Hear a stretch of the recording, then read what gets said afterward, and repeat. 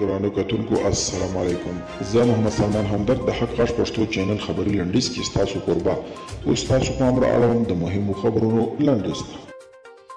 د افغانستان لپاره ځانګړی استازي ډاکټر زلمي خلیزاده او جنرال سکاټ میلر واشنګټن ته رسېدلي او ولسمشر ټرمپ غوښتنه ترې کړې تر څو د افغان سولې هڅې ته راتلونکي جنوري میاشتې یوې پای ته ورسوي.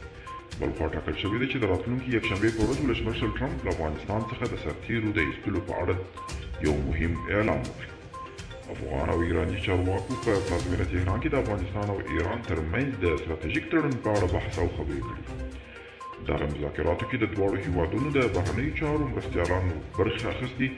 ټاکل شوې ده د دغه تړون د دواړو هیوادونو د مشرانو لخوا په 2021 میلادي کال کې لاسلیک شي.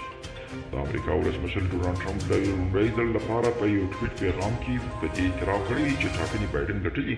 ټرمپ ویلي جو بایډن له دې امله ټاکنې وګټلې چې درغلي یې وکړه او موږ یې نظارت ته پرېښودو. د فرانسې د کورنۍ او بهرنیو چارو استخباراتو رئیسان ویلي چې داعش ډله بیا ځان پیاوړې کوي او لرې نه ده چې د تیر په څیر خونړي بریدونه وکړي. د پیګارو په نامه یوې فرانسوي نشریې د فرانسې د بهرنیو چارو استخباراتو د رئیس د نیکولا لارنر له قوله ویلي چې داعش ډله د خونړیو بریدونو په طرحې بوخته ده او د متحده ایالاتو نوي دفاع وزیر وایي اوس وخت رارسېدلی چې موږ خپل سرتیر له افغانستان څخه راوباسو.